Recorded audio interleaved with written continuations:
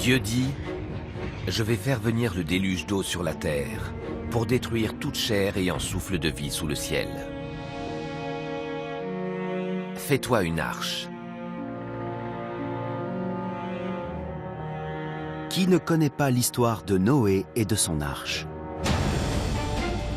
Élément central du judaïsme, du christianisme et de l'islam, elle décrit le grand déluge destiné à punir l'humanité pour ses péchés et la mission confiée par Dieu à un homme, construire une arche afin de sauver sa famille et un couple de chaque espèce animale. Mais quelle est la part de vérité derrière ce récit? Un homme a découvert un élément susceptible de nous éclairer. Cette tablette d'argile de l'ancienne Babylone raconte la même histoire que celle de Noé, mais elle la situe plus d'1 millier d'années auparavant. Et elle décrit comment construire une arche. Au lieu de faits inventés, on a une série de mesures et de chiffres qui sont bien réels. À l'aide de ce manuel de construction, une équipe d'archéologues a décidé de reconstituer un prototype du navire. Ils vont ainsi redécouvrir à la fois les matériaux et les techniques de cette civilisation antique. C'est le début d'un incroyable voyage au cœur de l'ancienne Mésopotamie. Une enquête sur l'histoire qui est à l'origine du mythe et sur la naissance d'une légende.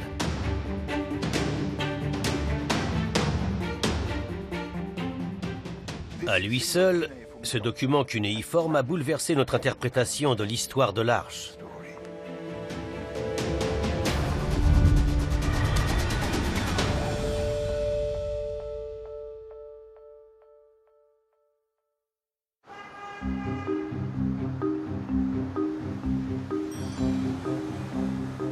L'homme qui a révélé les secrets de la tablette est le professeur Irving Finkel du British Museum à Londres. Cet archéologue est aussi un spécialiste du plus vieux système d'écriture du monde, le cunéiforme. Cette forme d'écriture est apparue là où se trouve actuellement l'Irak, dans une région située entre le Tigre et l'Euphrate, la Mésopotamie.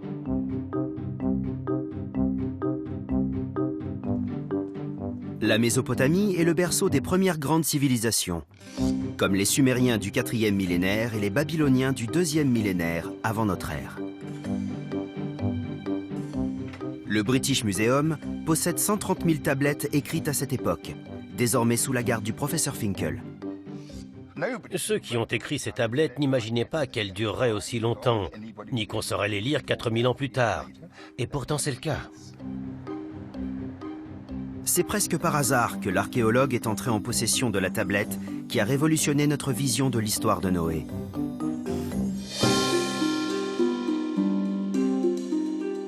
En 1948, Leonard Simmons, un officier de la Royal Air Force en service au Moyen-Orient, achète un curieux morceau d'argile sur un marché. L'objet traînera dans un coin de sa maison pendant 40 ans, jusqu'à ce que son fils l'apporte au British Museum pour avoir une idée de sa valeur historique. La tablette vient de Babylone.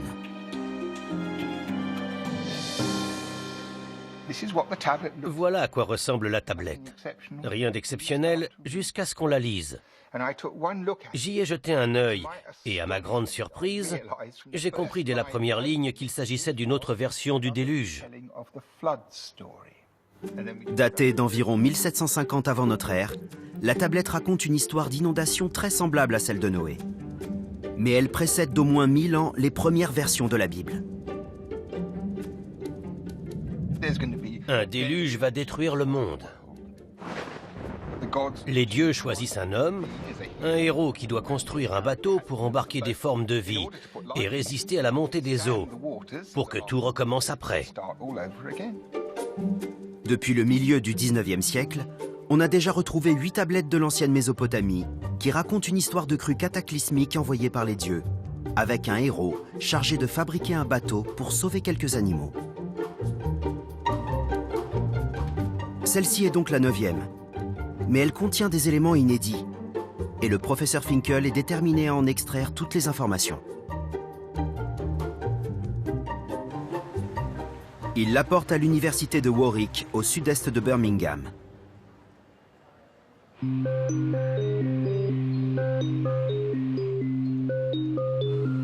Les équipes créent un modèle numérique en 3 dimensions pour lui permettre d'étudier le texte dans le moindre détail. La tablette commence par les instructions d'un dieu sumérien au héros de l'histoire, Atrahasis.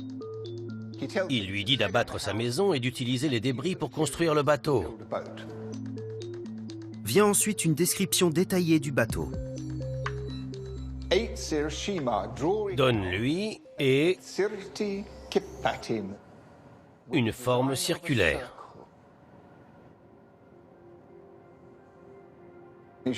Quand on déchiffre ce drôle de texte, on ne peut pas nier que c'est ça l'idée. Le bateau était rond.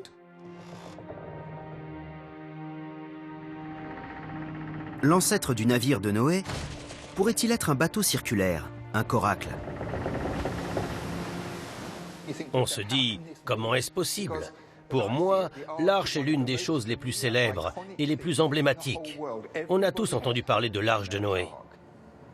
Mais je ne crois pas qu'on ait envisagé la possibilité qu'elle soit ronde. Cette embarcation ronde semble pourtant être davantage qu'une simple fiction.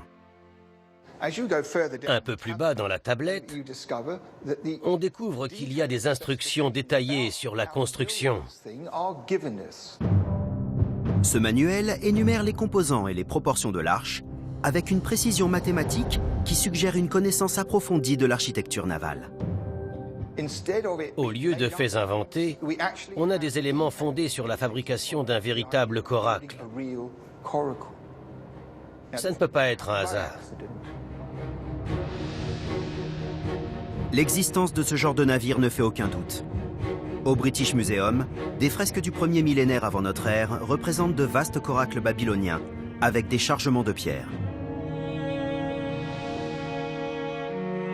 Les instructions de la tablette permettent-elles de construire une arche qui flotte? Et si c'est le cas, faut-il en déduire qu'elle a réellement existé?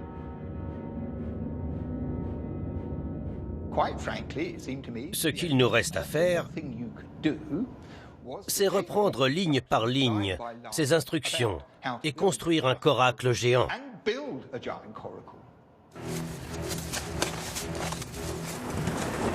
S'il y a un homme au monde qui peut relever le défi du professeur Finkel, c'est Tom Vosmer.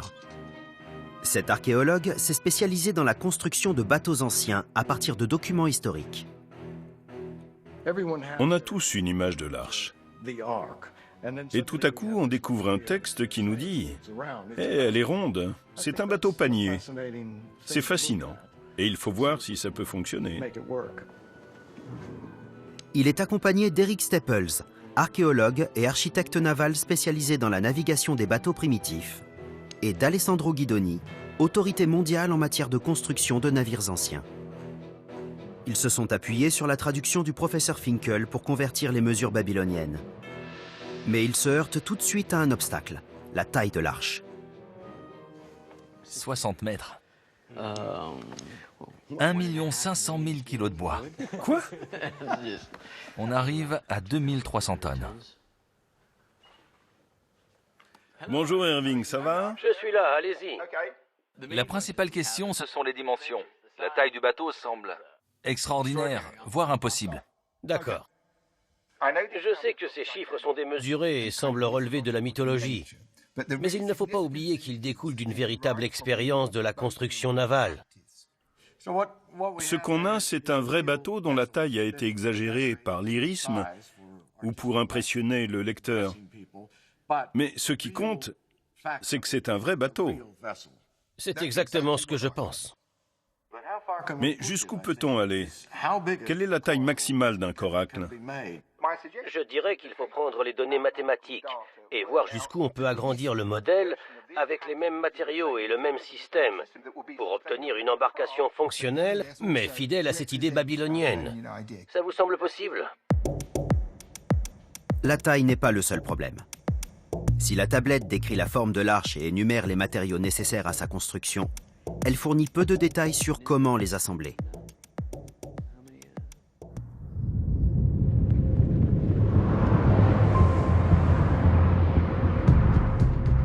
Pour combler les zones d'ombre, Eric Staples se rend dans une région particulièrement dangereuse.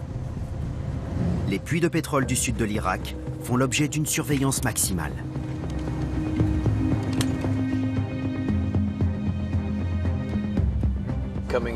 J'entre dans un environnement à risque pour obtenir plus de détails sur la façon dont on construit une arche babylonienne. C'est une première pour moi. Il a découvert un vieux film tourné en Irak dans les années 40 et dans lequel on voit de grands coracles, appelés Kufa.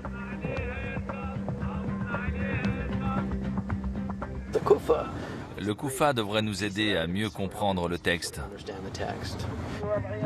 S'il parvient à percer le secret de fabrication de ces drôles d'embarcations, il saura peut-être comment construire l'arche. Il fait route vers l'endroit où se trouve le dernier de ces bateaux traditionnels, dans les grands marais du sud de l'Irak, une zone humide au milieu du désert.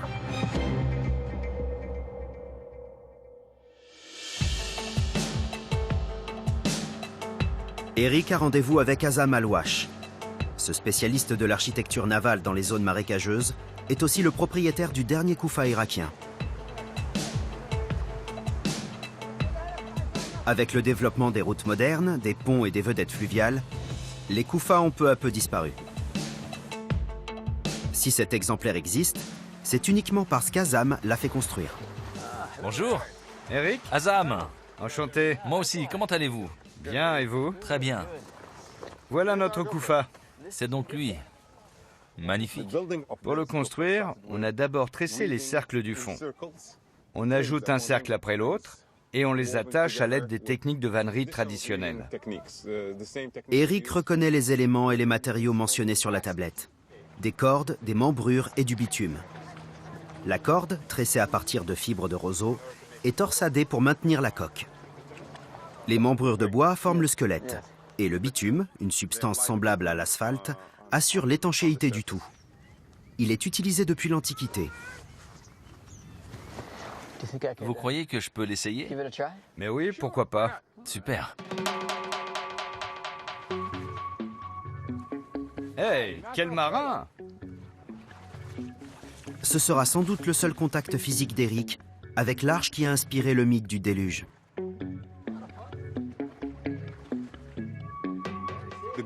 Le Kufa, c'était le principal bateau de commerce sur le Tigre et l'Euphrate. Il était certainement fait pour transporter de gros chargements. Et ça correspond à l'idée de transporter un couple de tous les animaux connus. Ça, c'est un gros chargement. Il ne reste plus qu'à trouver comment en fabriquer un modèle géant. Mais quelle est la taille maximale d'un bateau rond? Les plus grands Kufa dont on ait la trace mesuraient 6 mètres de diamètre. Est-ce la limite de cette technologie?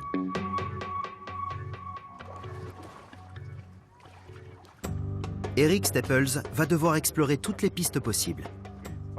Azam veut faire découvrir à son collègue une utilisation des roseaux qui remonte à plus de 5000 ans.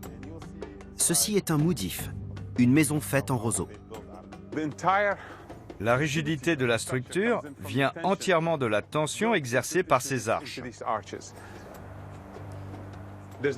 On n'a pas du tout mis de métal, que des roseaux. Les bottes sont maintenues par la tension de ces roseaux torsadés. Les Babyloniens auraient-ils employé la même technique pour construire un super Kufa?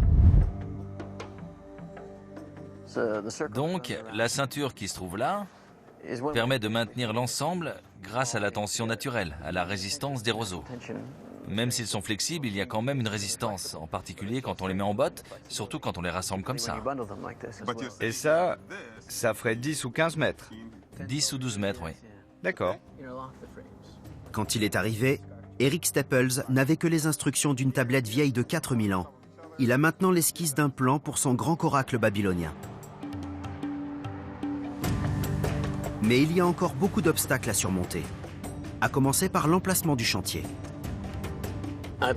J'adorerais construire l'arche en Irak, mais avec les problèmes de logistique et de sécurité, ce n'est pas réaliste. Où pourrait-on s'installer alors?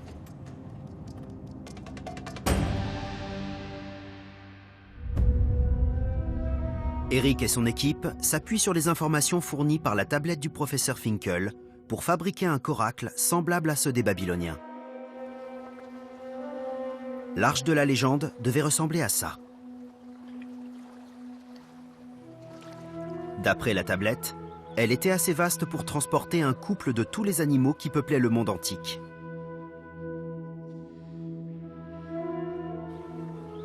Pour créer l'embarcation qui l'a sans doute inspirée, l'équipe va suivre les instructions du manuel et tenter de reconstituer ce qui manque.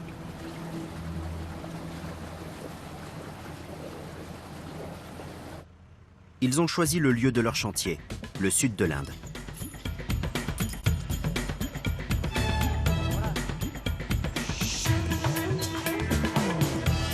Le réseau de lacs et de rivières du Kerala abrite une industrie navale prospère, avec une main-d'œuvre qualifiée et un accès aux mêmes matériaux que ceux décrits dans la tablette.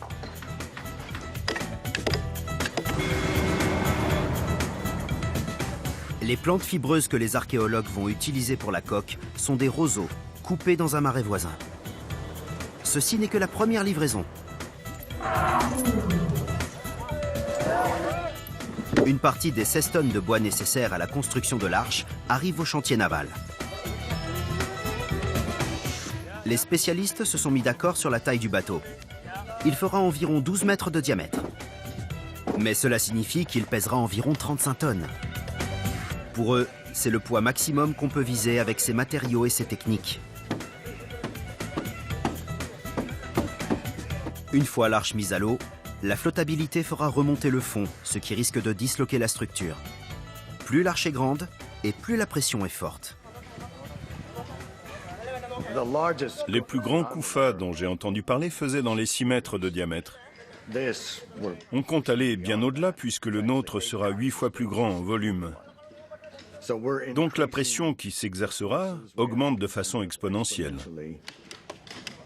Selon eux, les Babyloniens n'avaient qu'un seul moyen de renforcer la structure pour l'empêcher de se casser. La tablette précise que l'arche compte 30 membrures. Ils les assemblent en treillis.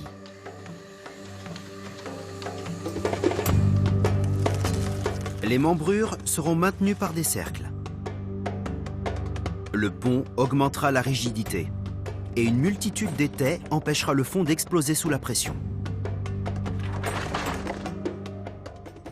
Peut-être que ça va craquer de partout, comment savoir. Mais peut-être aussi que ça va marcher et qu'on se dira « Ah, on aurait pu faire un peu plus grand ». L'arche sera fabriquée à l'aide d'outils traditionnels et sans utiliser ni métal, ni enduit ou colle moderne. Le chantier durera 6 mois, après quoi il faudra relever le plus grand des défis, la mise à l'eau.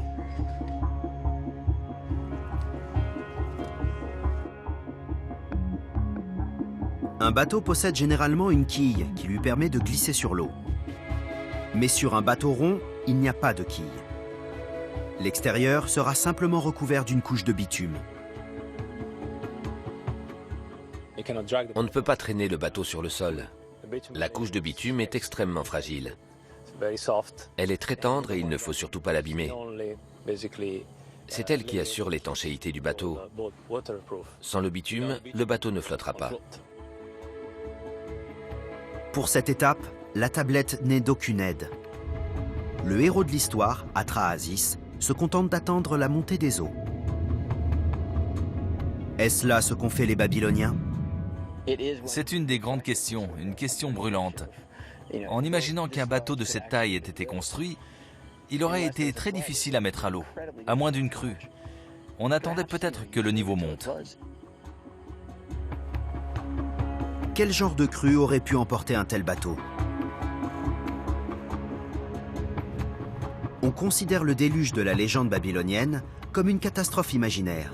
Mais en est-on sûr? Mur de roseaux, mur de roseaux. Il faut imaginer un dieu là-haut qui s'adresse à ces roseaux. Et les roseaux ondulent dans le vent, en écho à ces mots. Les dieux s'apprêtaient à détruire le monde par un déluge. Il est évident que l'histoire se déroule dans un monde dominé par l'eau.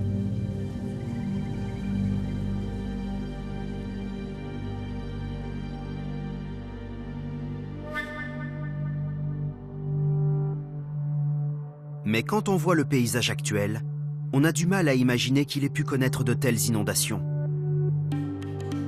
Cet endroit a été l'un des centres de la civilisation sumérienne d'abord, puis babylonienne, la ville antique d'Our. Environ 2000 ans avant notre ère, elle comptait 65 000 habitants. Aujourd'hui, à seulement 22 km de la bordure des Grands Marais, les vestiges de la ville se dressent dans un paysage aride. Mais il y a quelques milliers d'années, les grandes cités de Mésopotamie présentaient tout un aspect très différent. La vie ici dépendait d'un immense réseau hydrographique. Pascal Butterlin, professeur d'archéologie à l'université Paris 1 Panthéon-Sorbonne, est un spécialiste de l'expansion urbaine en Mésopotamie. Ses recherches ont montré que l'eau était le moteur de ces premières civilisations. L'eau, en la matière, elle a un rôle d'abord, tout bêtement évidemment, pour apporter la vie et donc tout simplement permettre les récoltes. Elle a aussi un rôle pour le transport. Ce qui explique le développement de ces cités gigantesques, c'est l'existence d'une batellerie très importante qui permettait de ravitailler les grands centres urbains. Dès le milieu du 4e millénaire avant notre ère, s'est mis en place un très vaste système d'échange. Aucune ville isolée ne survit. Elles sont tout un chapelet, on a parlé même d'archipels de villes qui sont reliées les unes aux autres et qui s'enrichissent mutuellement à travers ces échanges. Et le résultat de ces échanges, c'est tout ça. Au British Museum, on peut admirer des trésors sumériens mis au jour à Our, les restes inhumés de toute une dynastie royale. Des ouvrages réalisés avec de l'or et des pierres semi-précieuses importées. C'est la plus grande collection d'objets en métal jamais découverte en Mésopotamie. Elle témoigne non seulement de l'ampleur du réseau commercial des Sumériens, mais aussi d'un savoir-faire exceptionnel dans le travail du métal, avec l'utilisation de techniques comme le moulage et des mosaïques complexes. Ces trésors ont été exhumés dans les années 1920 et 1930 par un certain Sir Charles Leonard Woolley. Mais cet archéologue britannique a trouvé autre chose à Our, quelque chose qui en révèle plus sur cette civilisation que n'importe quel objet en or. Diff Mushin est le gardien du site. Son grand-père travaillait avec Sir Woolley quand ce dernier a mis au jour une couche de limon qui faisait 3 mètres d'épaisseur. Elle n'avait pu être déposée là que par une gigantesque crue. Ils ont trouvé une couche de sable au sud, au nord, à l'est et à l'ouest d'Our. Ça signifie qu'une immense crue s'est produite, et d'après eux, ce serait le fameux déluge de Noé, le grand homme, le grand prophète de l'époque. La rumeur qu'il existait une preuve du déluge biblique a rendu cette couche de sable plus célèbre que tous les trésors d'Our. En particulier quand d'autres archéologues ont découvert des dépôts de crues dans des villes voisines, comme Uruk, Chouroupak et Kish. L'idée d'une seule grande crue a fait son chemin dans les esprits, mais il y avait un problème. En datant les couches, on s'est aperçu qu'elles avaient été causées par différents événements étalés sur plus de 1000 ans. L'un d'entre eux est peut-être le déluge, mais lequel ?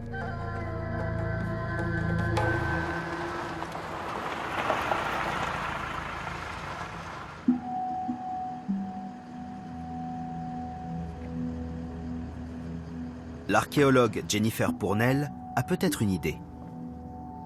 Depuis plus de 10 ans, elle s'intéresse à l'évolution du paysage irakien au fil des millénaires.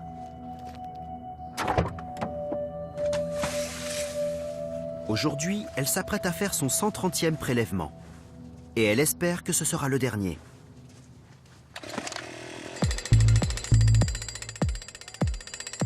Elle creuse à 80 km au sud d'Our, dans un marais récemment asséché pour l'exploitation pétrolière. C'est l'occasion pour elle de prélever un échantillon de terrain non contaminé et ainsi d'obtenir une datation précise. On a un limon d'un gris très clair et des petits coquillages typiques des marais d'eau douce de la région. Ça indique que notre prélèvement a été protégé par cette couverture de marais jusqu'à son assèchement récent. Cette carotte aidera à déterminer si la Mésopotamie a bien été frappée par une crue cataclysmique et à quel moment. Ça doit être l'an 0. Et ça, environ 1000 ans avant notre ère. Et si on a de la chance, c'est à peu près là que la tablette a été gravée.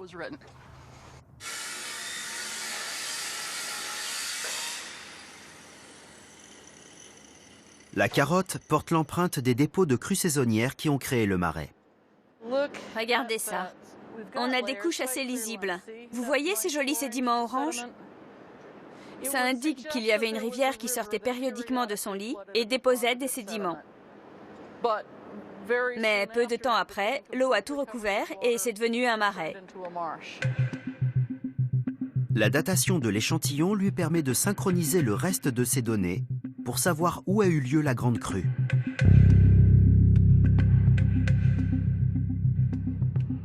L'eau était partout. Chaque année, il y avait une crue au printemps et une autre en automne. Le Tigre et l'Euphrate connaissaient aussi de super crues. Tous les 10 ans, 100 ans, 1000 ans. En gros, tous les habitants de la région ont connu une crue. On aurait pu leur demander « Vous vous souvenez des inondations ?» La réponse aurait été « Oh oui ». Bien sûr, on ne parle peut-être pas de la même crue, mais ça n'a aucune importance. On peut tous se projeter dans cette situation. Voilà pourquoi le mythe du déluge trouve un tel écho dans cette région. Ainsi, la légende du déluge ne serait pas issue d'un grand cataclysme unique, mais de plusieurs siècles d'inondations. Et cela n'a fait qu'empirer quand les hommes ont tenté de contrôler l'eau. Pour fournir à ces villes en pleine expansion un flux continu, des systèmes d'irrigation complexes ont été mis en place. Les premiers de notre histoire. Ils avaient de graves problèmes pour gérer le réseau hydrographique. Un réseau hydrographique dont, semble-t-il, on pense qu'il était de plus en plus artificiel et donc de plus en plus fragile. Et donc d'autant plus vulnérable, évidemment, à des crues catastrophiques. La montée brutale des eaux était évidemment la chose la plus spectaculaire à laquelle on pouvait assister.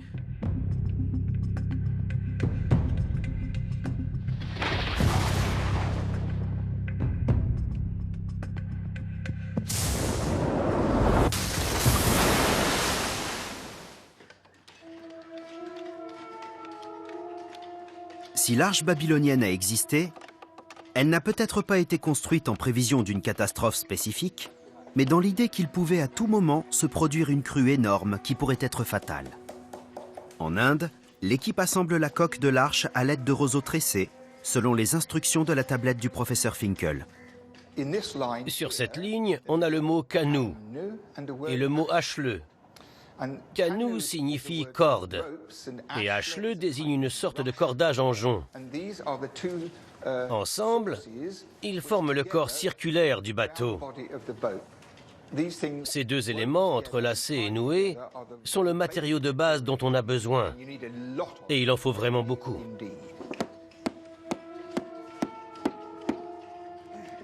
Ce n'est que le début, on n'a même pas fait 1 mètre. Il nous reste plus de 1500 mètres à fabriquer pour finir le bateau. Posez-le par terre. Pendant que la coque de roseau prend forme, Alessandro Guidoni se penche sur un autre défi de taille, l'étanchéité. Ça, là, c'est le signe pour bitume. Les Babyloniens s'en servaient beaucoup. Et le bitume n'a jamais eu d'emploi plus noble que cette arche géante, comme vous pouvez l'imaginer. Mais on ne trouve pas de bitume naturel en Inde. Alessandro doit donc recréer ses propriétés à partir d'un bitume raffiné industriel. Il ajoute de la graisse animale et de l'huile de poisson pour le rendre collant, et de la poudre de chaux à base de coquillages lacustres brûlés pour le faire durcir et le rendre résistant à la chaleur. Il est essentiel de bien doser ces ingrédients.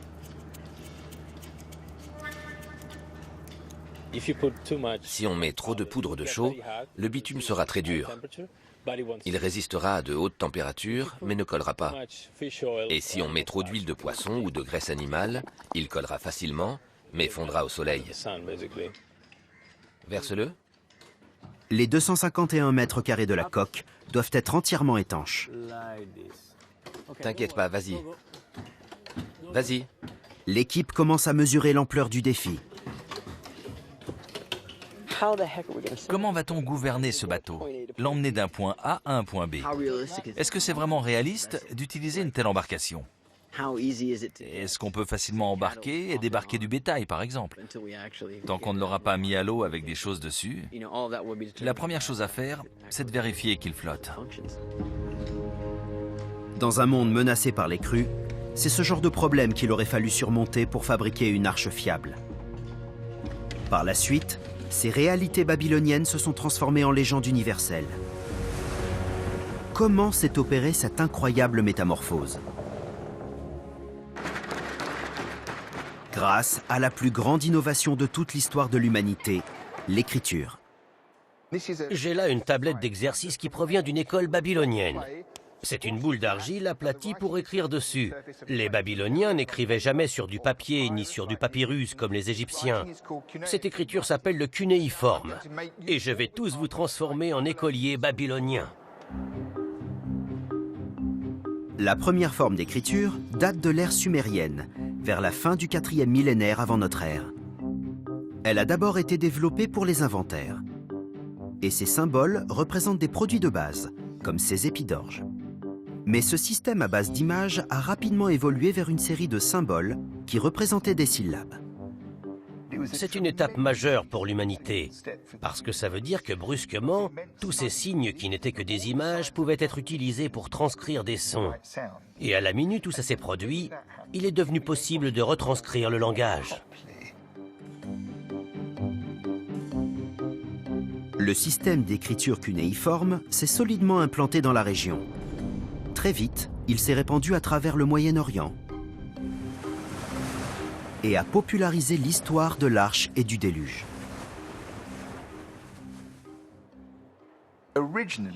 À l'origine, toutes ces histoires étaient transmises oralement. Mais vers le 3e millénaire avant notre ère, on les voit pour la première fois sous forme écrite. Et à partir de là, elles se figent.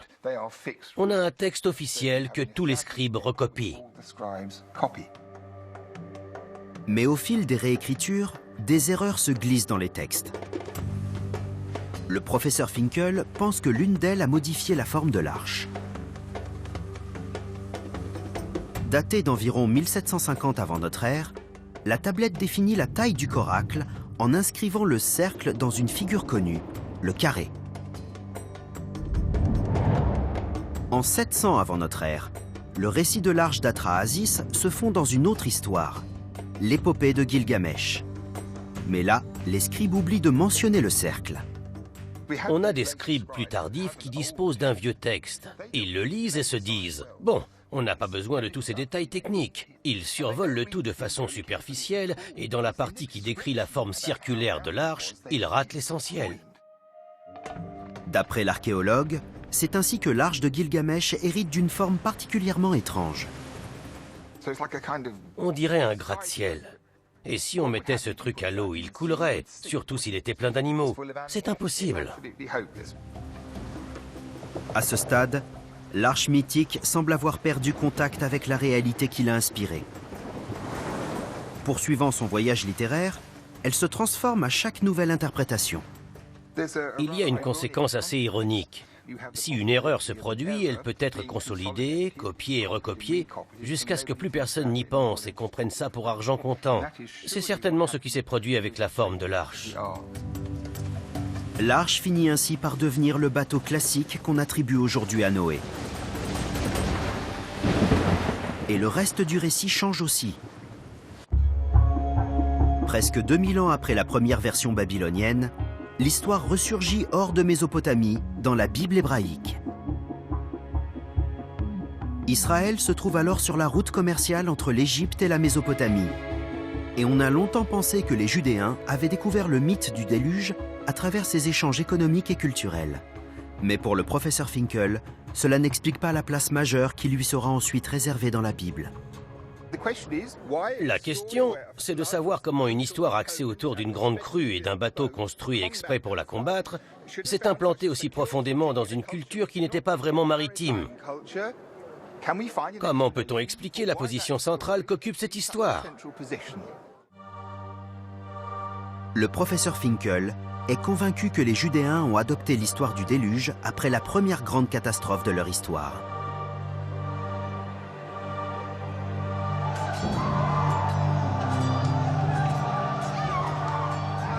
En 597 avant notre ère, l'armée babylonienne détruit Jérusalem. Cette fresque, exposée au musée d'Israël, décrit la tragédie de façon très réaliste. Le puissant roi Nabuchodonosor punit le petit royaume de Judée qui ne lui a pas payé son tribut.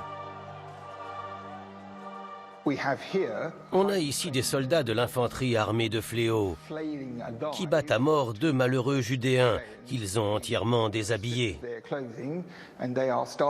Ils commencent à les écorcher.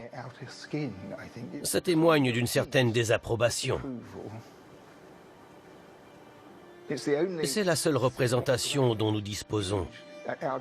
La réalité devait être très semblable à cette scène, avec les mêmes émotions et le même bouleversement des esprits.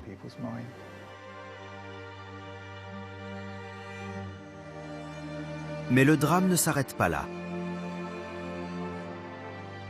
Les principaux représentants de la société judéenne, pour la plupart membres d'une élite riche, instruite et puissante, sont emmenés en exil. On leur fait parcourir 1 millier de kilomètres jusqu'à Babylone.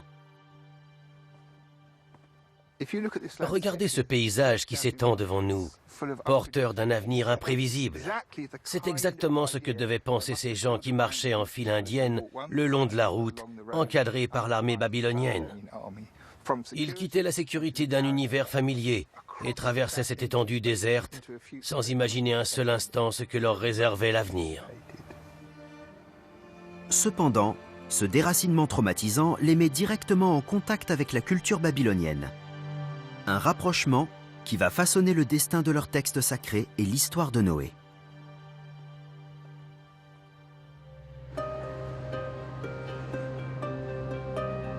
Pour comprendre comment les Judéens ont adopté le mythe du déluge pendant leur exil à Babylone, le professeur Finkel a fait le voyage jusqu'à Berlin. Il se rend au musée du Proche-Orient, qui possède une des plus grandes collections d'antiquités babyloniennes au monde. Parmi ces trésors, il y a la reconstruction d'une des portes de Babylone.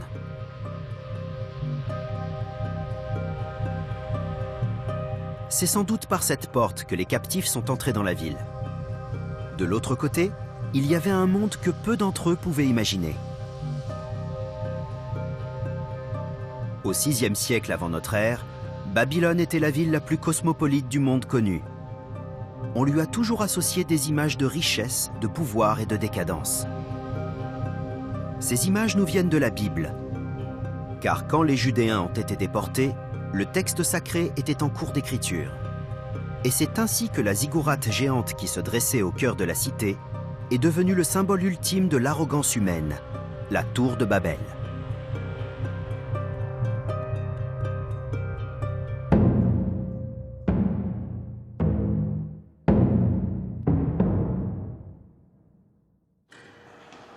Pour le professeur Finkel, ce n'est qu'un exemple parmi beaucoup d'autres.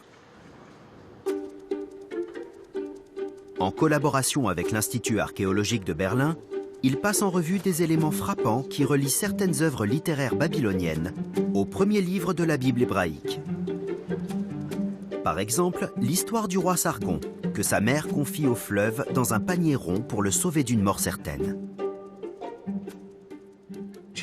Elle a fabriqué une petite arche avec des roseaux et du bitume.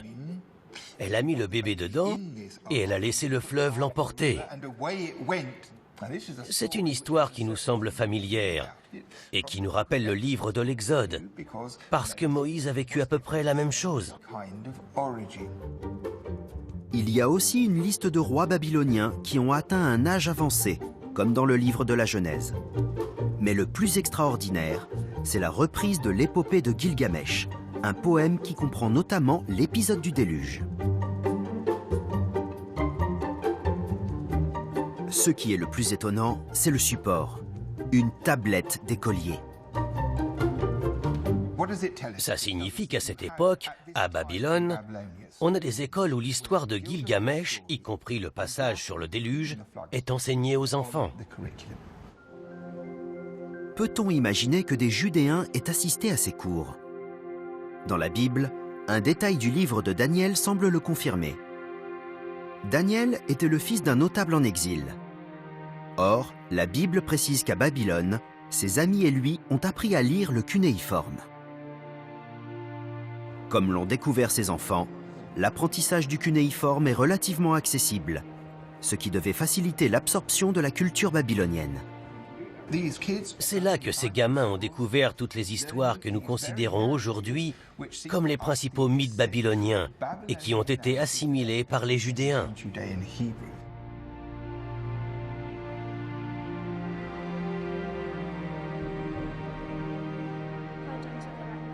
Si cette théorie est exacte, cela signifie que plusieurs récits clés, dont celui du déluge, ont été découverts dans les salles de classe de Babylone, puis intégrés au texte sacré hébraïque.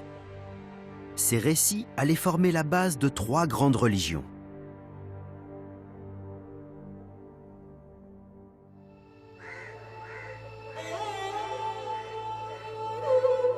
En Inde, le coracle est presque terminé. Mais contrairement aux Babyloniens qui n'ont eu qu'à attendre une crue, l'équipe doit trouver un moyen de mettre l'arche à l'eau sans traîner sa coque trop fragile sur le sol.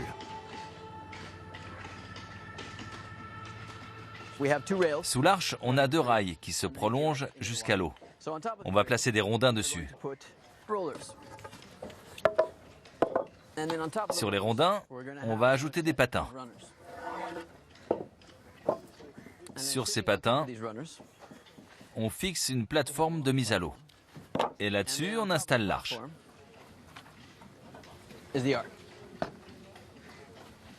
Quand elle sera prête, on n'aura qu'à la faire rouler jusqu'au lac.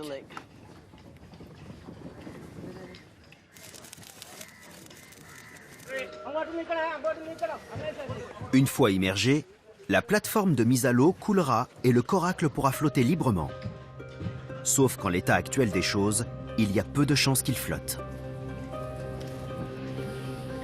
Le bitume créé par Alessandro Guidoni fond et se détache.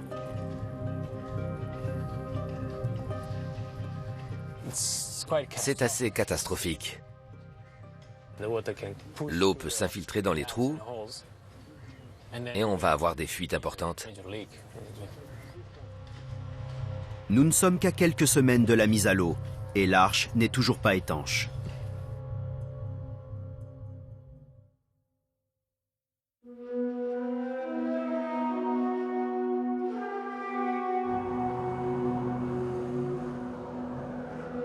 En 539 avant notre ère, après 58 ans en exil, les Judéens sont enfin autorisés à rentrer chez eux. Ils commencent à construire le royaume d'Israël, avec un nouveau temple et un texte unique, la Bible.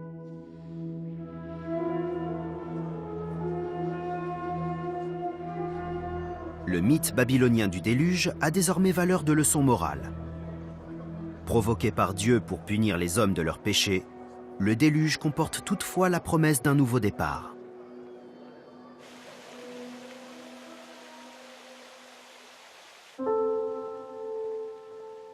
Dieu bénit Noé et ses fils et leur dit « Soyez féconds, multipliez et remplissez la terre.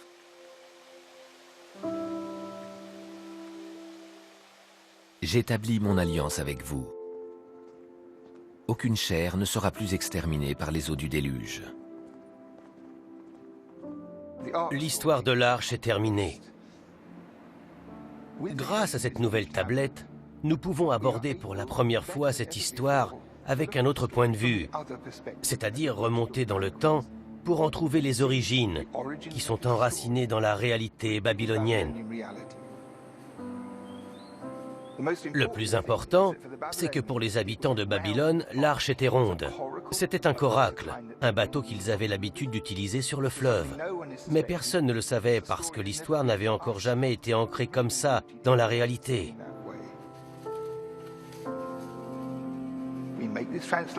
On a traduit le texte et on l'a remis aux ingénieurs qui construisent le bateau en Inde. Alors maintenant, j'aimerais aller là-bas pour voir ce qu'ils ont fait des informations que je leur ai données. En Inde, La théorie du professeur Finkel, selon laquelle la légende repose sur un bateau réellement capable de naviguer, est sur le point d'être testée. L'arche va être mise à l'eau. Ce qui inquiète le plus l'équipe, c'est le bitume d'Alessandro. Même à ce stade, ils doivent raccommoder les trous et colmater les brèches, en espérant maintenir l'arche à flot. Pour le professeur Finkel, le résultat de plusieurs années de traduction, d'études et de recherche prend soudain corps. Incroyable.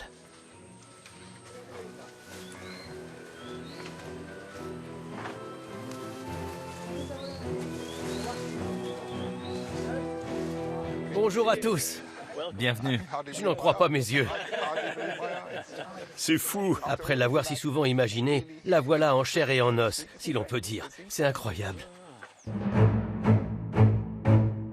Cette arche est le point culminant d'un fantastique voyage. Il y a presque 4000 ans, un scribe inconnu rédige le plus illustre des scénarios catastrophes dans un monde forgé par les crues.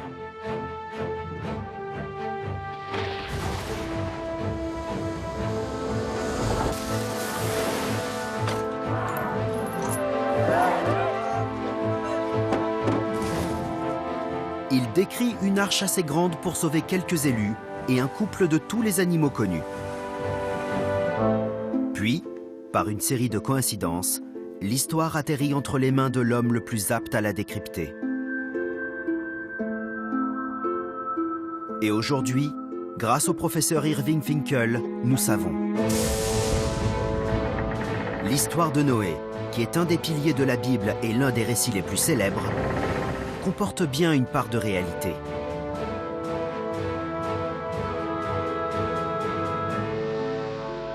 Le coracle est là.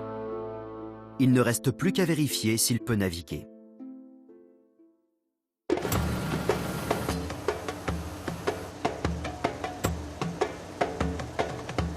Le bateau est hissé sur la plateforme à l'aide de boudins gonflables. Il commence à descendre vers le lac.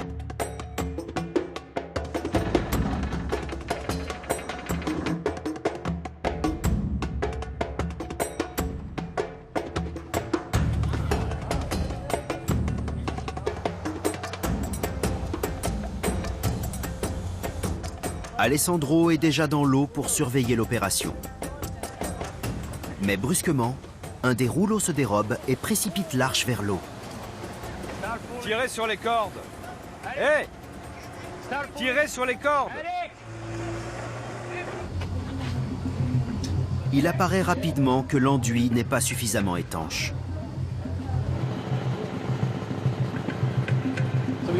On flotte. C'est une bonne nouvelle. La mauvaise nouvelle, c'est qu'il y a énormément d'eau qui entre. L'équipe espérait faire monter des animaux à bord. Mais pour l'instant, il faut déjà sauver l'arche.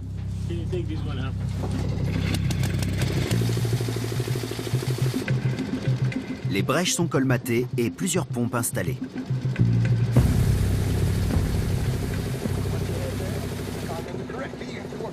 Une fois que l'équipe est sûre de sa flottabilité, le professeur Finkel peut monter sur le coracle.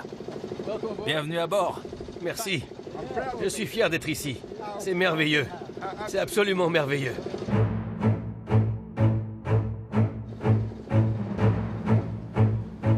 À part ce problème d'étanchéité du bitume babylonien, la reconstruction de l'arche est une réussite. Le professeur Finkel avait raison. Derrière la légende d'un grand déluge, il y a des milliers de crues bien réelles. Derrière l'arche géante, il y a une véritable tradition de bateaux circulaires. Et à l'origine du mythe, il y a peut-être une embarcation semblable à celle-ci. Et voilà, c'est de ce bateau que tout est parti. Toute cette histoire miraculeuse connue dans le monde entier.